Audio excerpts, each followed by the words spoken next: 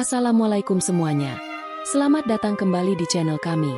Channel yang akan memberikan berbagai cerita yang penuh dengan hikmah. Namun sebelum itu, luangkan waktu 5 detik dahulu untuk menuliskan sholawat Nabi di kolom komentar, agar kita mendapatkan syafaatnya di hari kiamat. Terima kasih juga untuk yang sudah klik tombol subscribe. Semoga Anda diberikan kesehatan dan rezeki dari Allah.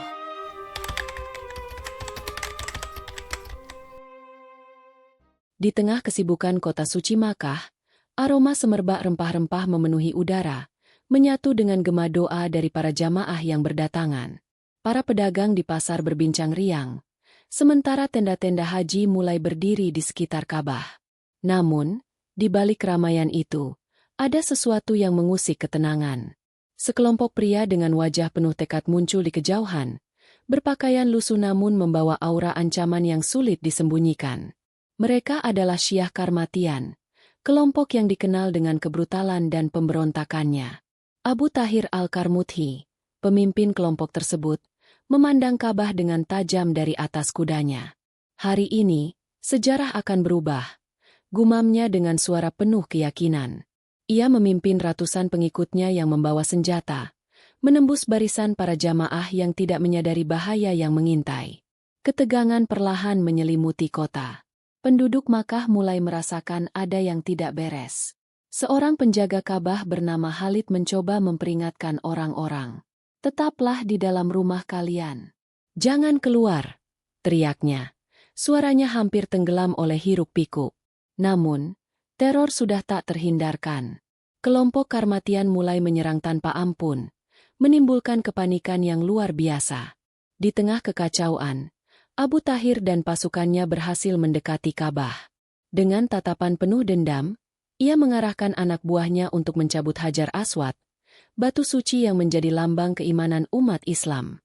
Khalid yang berusaha melindungi Ka'bah hanya bisa melihat dengan hati remuk saat para perusuh mencungkil batu itu dari tempatnya, mengabaikan jeritan doa dan tangisan dari para jamaah. Akhirnya, milik mereka kini milik kita, ucap Abu Tahir sambil tersenyum sinis. Ia menggenggam Hajar Aswad dengan penuh kebanggaan sebelum mengangkatnya tinggi-tinggi. Malam itu, kota suci Makkah yang penuh kedamaian berubah menjadi saksi dari peristiwa kelam yang akan diingat sepanjang sejarah. Malam gelap menaungi Makkah, hanya diterangi oleh bintang-bintang yang bertebaran di langit. Kota yang biasanya damai kini dirundung duka. Abu Tahir Al-Karmuthi dan pasukannya dengan cepat meninggalkan Makkah, membawa Hajar Aswad sebagai trofi kebrutalan mereka. Derap langkah kuda dan sorak kemenangan mereka membelah kesunyian malam, sementara penduduk hanya bisa menangis dalam ketidakberdayaan. Di belakang barisan itu, seorang pemuda bernama Umar, yang selamat dari serangan, mengawasi kepergian kelompok Karmatian dari balik reruntuhan. Mereka tidak hanya mencuri batu, mereka merenggut kehormatan kita, gumamnya dengan marah. Tangannya mengepal erat. Namun ia tahu, melawan mereka sendirian sama saja dengan mencari maut.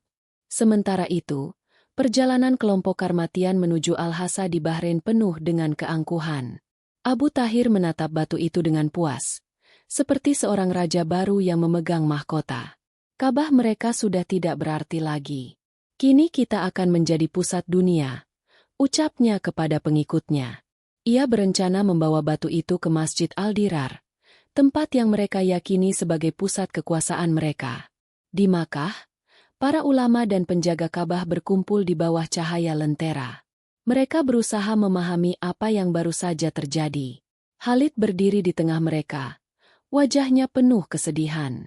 Hajar Aswad bukan sekadar batu. Ini adalah amanah dari Allah untuk umatnya. Kita harus mencari cara untuk mengambilnya kembali, katanya dengan suara parau. Namun, perjuangan tampak mustahil. Kelompok Karmatian dikenal sangat kuat dan tidak segan untuk membantai siapa saja yang menghalangi jalan mereka. Di sudut ruangan, Umar mendengar diskusi itu. Hatinya membara. Ia tahu, meski kecil kemungkinan untuk berhasil, sesuatu harus dilakukan untuk menyelamatkan batu suci itu. Sementara itu, Abu Tahir dan pasukannya akhirnya tiba di Al-Hasa. Mereka memasuki Masjid Al-Dirar, tempat yang akan menjadi rumah baru bagi Hajar Aswad. Dengan penuh kebanggaan, mereka meletakkan batu itu di altar utama. "Lihatlah, Kini dunia akan berlutut kepada kita, kata Abu Tahir. Namun di balik keangkuhannya, ia tidak menyadari bahwa tindakan ini akan menjadi awal dari sesuatu yang lebih besar.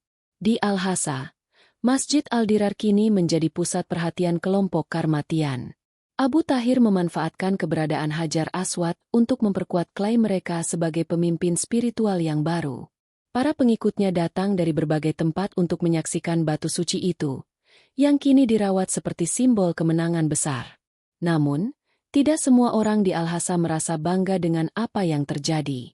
Seorang lelaki tua bernama Musa, mantan ulama yang pernah tinggal di Makkah, memandang batu itu dengan duka. Ini bukan kemenangan. Ini adalah penistaan terhadap amanah Allah, bisiknya dalam hati. Ia tahu, tindakan ini hanya akan membawa lebih banyak kesengsaraan. Sementara itu, di Makkah, kehidupan berjalan dengan berat. Ka'bah yang megah kini tampak kosong tanpa Hajar Aswad.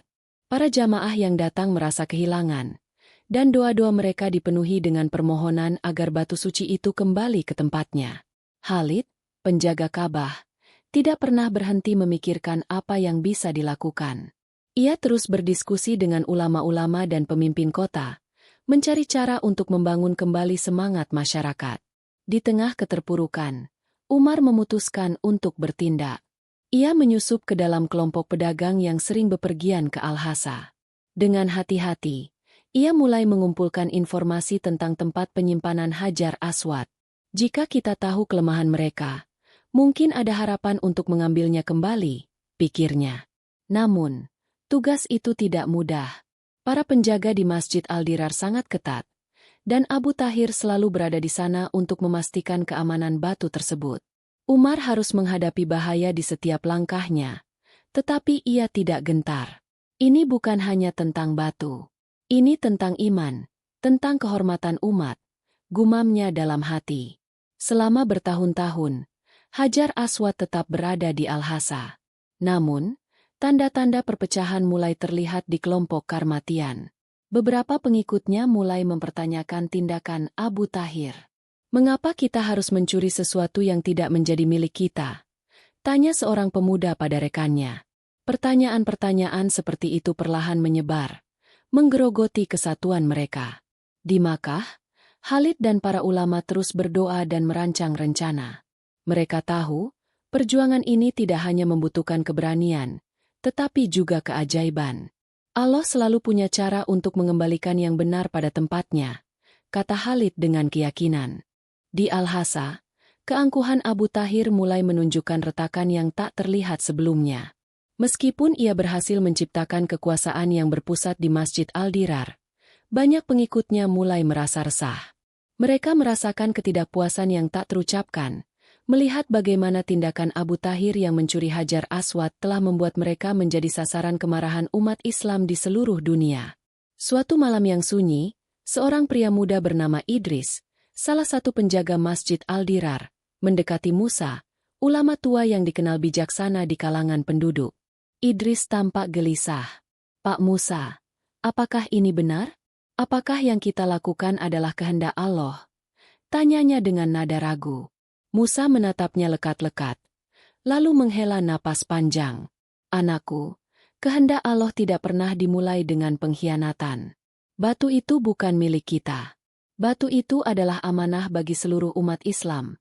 Jawab Musa dengan lembut, namun tegas. Kata-kata Musa mulai menggugah hati Idris. Malam itu, ia tidak bisa tidur. Pikirannya penuh dengan kebingungan.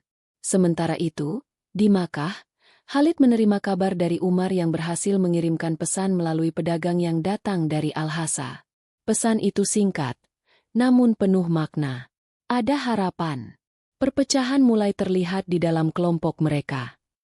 Khalid membaca pesan itu berulang kali.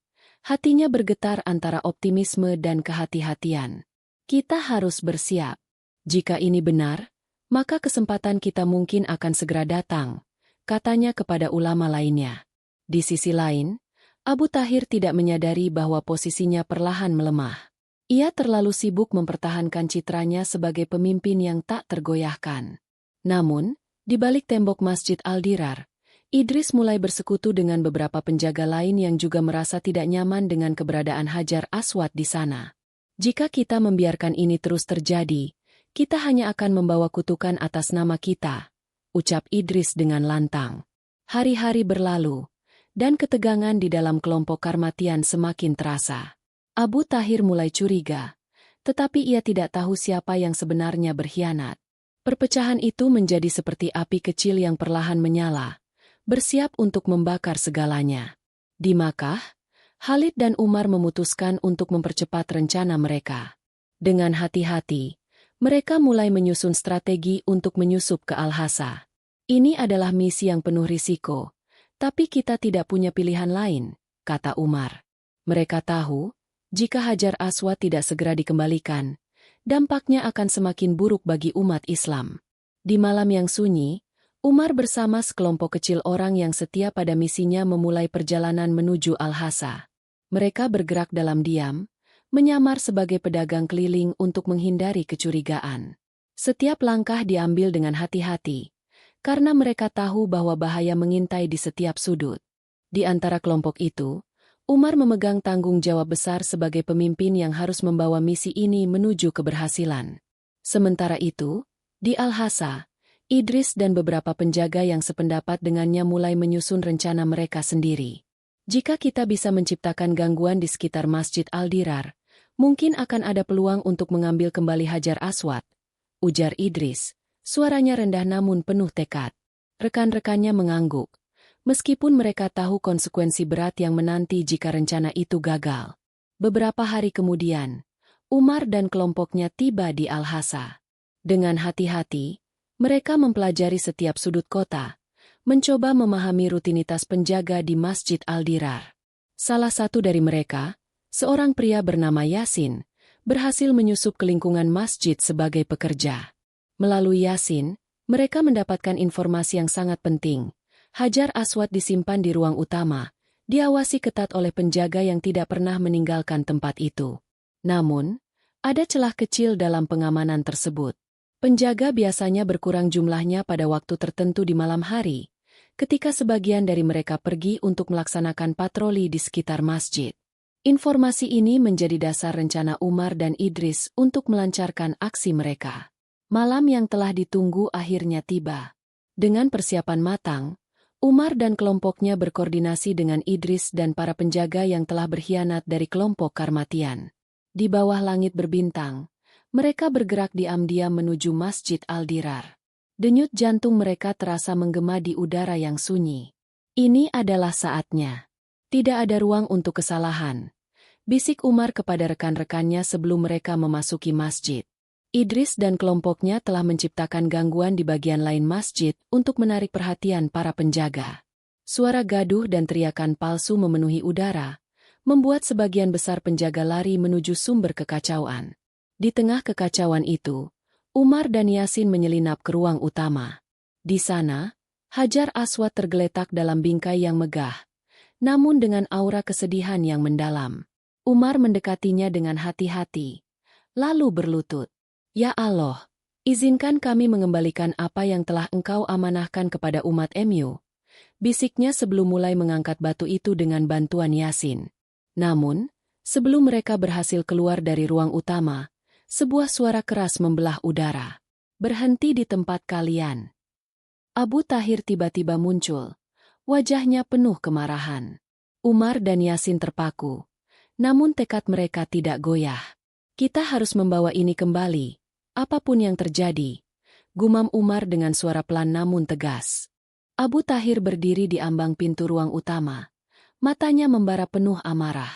Di belakangnya, beberapa penjaga setianya mulai memenuhi ruangan, bersiap untuk melindungi Hajar Aswad dengan segala cara. Umar memegang batu suci itu dengan erat, tubuhnya gemetar, tetapi bukan karena takut, melainkan karena beratnya tanggung jawab yang ia emban. Beraninya kalian mencoba mencuri apa yang kini menjadi milik kami, teriak Abu Tahir. Suaranya menggema di seluruh ruang. Umar menatap pemimpin Karmatian itu dengan tajam. Ini bukan milikmu. Ini adalah amanah dari Allah untuk umat Islam, balas Umar tegas. Abu Tahir mendengus meremehkan. Amanah? Kaabah kalian kosong tanpa ini. Dunia akan melihat bahwa kekuatan ada di tangan kami, bukan di tangan kalian. Ujarnya penuh keangkuhan.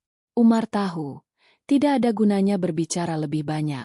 Dengan isyarat cepat, ia memberi tanda kepada Yasin untuk bersiap menghadapi situasi terburuk. Namun sebelum Abu Tahir bisa memerintahkan penangkapan mereka, Idris muncul dari balik bayangan. Cukup, Abu Tahir. Perjuanganmu telah membawa kehancuran, bukan kehormatan. Serunya, membuat semua orang di ruangan itu terkejut. Idris tidak datang sendiri. Sejumlah penjaga yang telah kehilangan kepercayaan pada Abu Tahir masuk ke dalam ruangan, membawa senjata, tetapi tidak untuk melawan Umar dan kelompoknya. Mereka berdiri di sisi Idris, melindungi Umar yang masih memegang Hajar Aswad. Pengkhianat, teriak Abu Tahir dengan penuh kebencian. Ia menghunus pedangnya, siap untuk menyerang. Namun sebelum ia sempat mendekat, salah satu penjaga yang berkhianat menghalangi jalannya. Sebuah pertempuran kecil pecah di dalam ruangan, suara denting pedang bergema, menciptakan suasana yang semakin mencekam. Di tengah kekacauan itu, Umar melihat celah untuk melarikan diri. Yasin, cepat, kita harus keluar sekarang, katanya dengan panik. Dengan segenap tenaga, mereka membawa Hajar Aswad melewati kerumunan, dibantu oleh Idris dan penjaga lain yang setia pada misi mereka.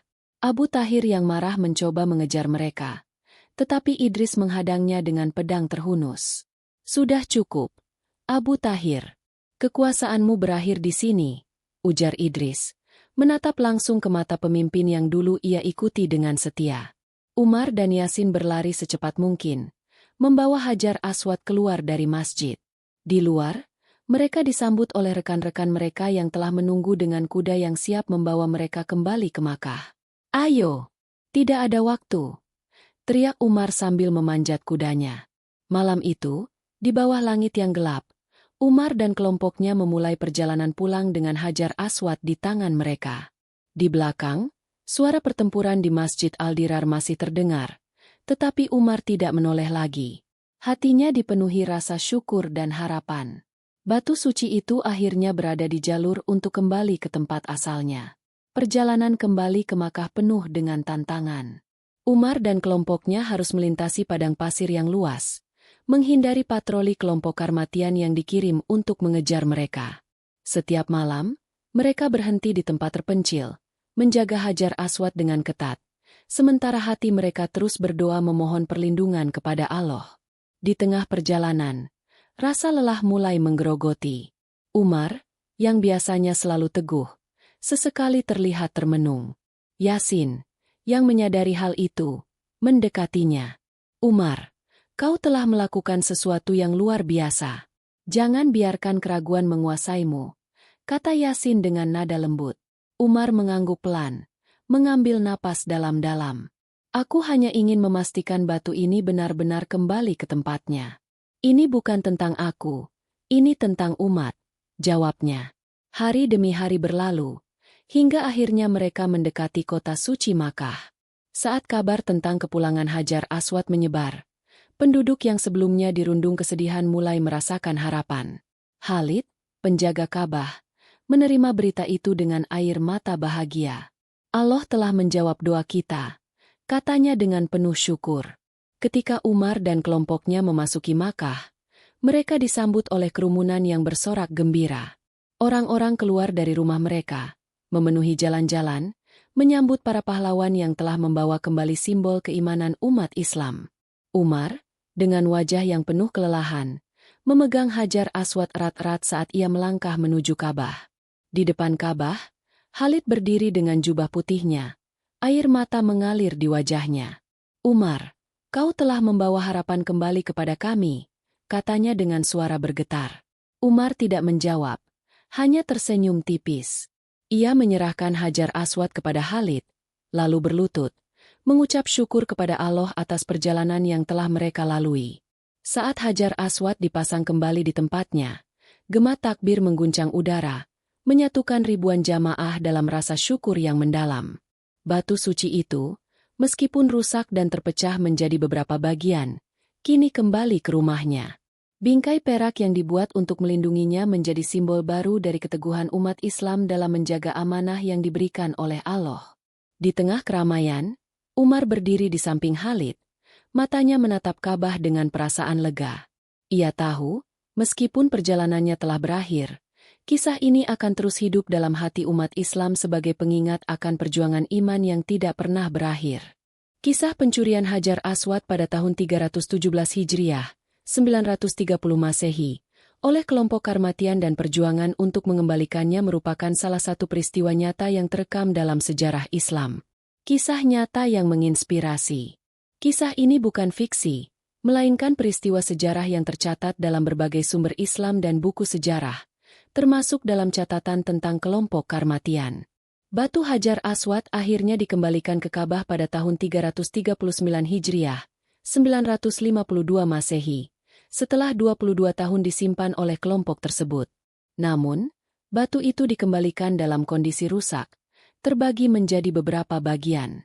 Untuk melindungi dan menyatukannya, penjaga Ka'bah membingkainya dengan perak, seperti yang kita lihat hingga kini. Dengan pengembangan narasi, cerita ini dihidupkan kembali agar umat Islam tidak melupakan sejarah penting ini. Kisah ini mengajarkan tentang keberanian, iman, dan ketekunan dalam menjaga kehormatan agama. Semoga ini menjadi pelajaran berharga bagi kita semua.